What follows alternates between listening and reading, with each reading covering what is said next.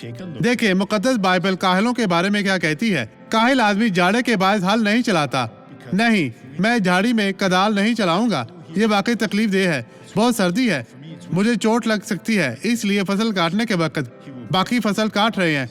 और इसने जमीन नहीं जोई, इसने तैयार नहीं किया। वो भीख मांगेगा और कुछ ना पाएगा। क्या आप रूहानी मौसम में सरमा है? क्या आपके लिए सूरत हाल मुश्किल है? अपनी ज़मीन में हल चलाना शुरू करें। खुदा के कलाम के साथ घूमते हुए आपको मिल जाएगा कि आपको खुदा के लिए क्या करना चाहिए ताकि आपकी तरक्की हो।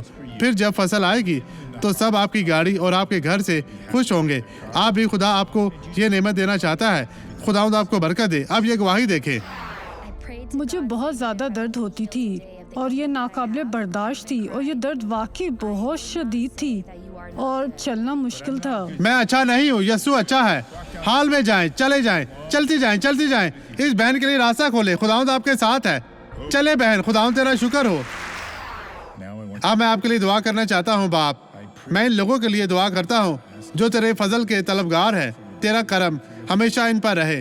अपना दाना शफकत बराहत इनकी तरफ बढ़ा। यस्सु के नाम में इन तमाम लोगों को बरकत दे।